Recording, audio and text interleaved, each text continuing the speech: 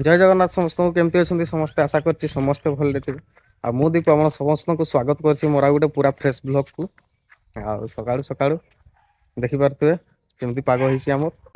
ସକାଳୁ ସକାଳୁ ମଉସା ଦେଖ କାଠ ବିକ୍ରି କରିତେ ଯାଉଛନ୍ତି ତାଙ୍କର ବାନ୍ଧିବାର ଢଙ୍ଗ ଦେଖ କେମିତି। ମାନେ ଏମିତି ସାଇଜ ରେ ବାନ୍ଧିଛନ୍ତି ଯେ ଆଉ ପଡବ ନାହିଁ କିଛି ନାହିଁ। ଆଉ ଚପଲ ମାଡି ନାହିଁ କି କାହିଁକିନା ବିଲ ରାସ୍ତାରେ ହିଡ ରାସ୍ତାରେ ଯାଉଛନ୍ତି ତ ଚପଲ ମାଡି ନାହିଁ ଚପଲ ସେ କାଠ ଉପରେ ନଦୀ ଦେଇଛନ୍। ଆଉ ଆମର ହଉଛି ଘର ପାଖରେ ପଣସ ଗଛ ଦୁଇଟା ଅଛି। ପଣସ କେତେ ହେଇଛି ଏପଟୁ ଦେଖାଯାଇତେ ଦେଖେଇ ଦଉଛି ଆର ପଟେ ଯାଇକି। ସେପଟୁ ସୂର୍ଯ୍ୟ କିରଣ ଟା ପଡୁଛି ତ ଏଆଡେ ଅନ୍ଧାର ଦେଖାଯାଉଛି।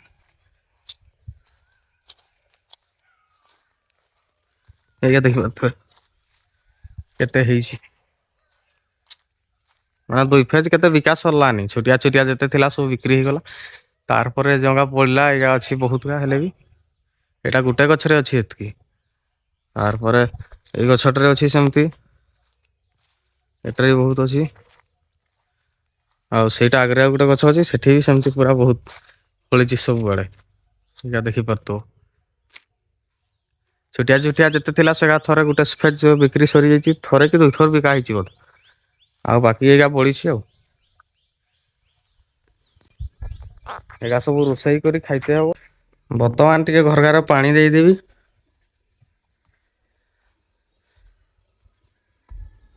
ଏଗା ଟିକେ ଉଦା ଉଦାନି ଲାଗୁଛି କି ପାଇଁ ନା ଖରାଟା ଏଥର ଟିକେ ଟାଣ ନାଇଁନି ବୋଲି। ପାଣି କାଲି ସଞ୍ଜ ବେଳେ ଦିଆହେଇଥିଲା ଭଲସେ ଶୁଖି ନାହିଁ ନା ବି ଟିକେ ଉଦା ଉଦାନି ଦିଶୁଛି।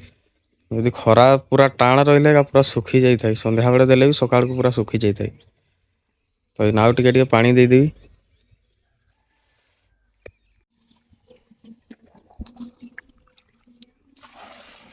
ପାଣି ଆସିଗଲା।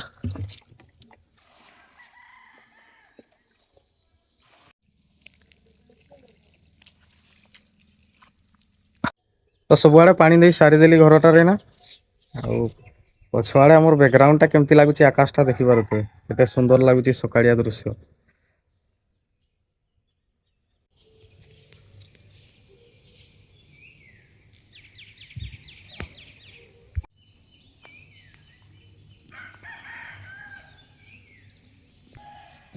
ଆମ ରଞ୍ଜନ ଭାଇ ତାର ସକାଳୁ ବାଡିକୁ କୋଦାଳି ଧରି କରି କାମ କରତେ ବାହାରି ଗଲାଣି।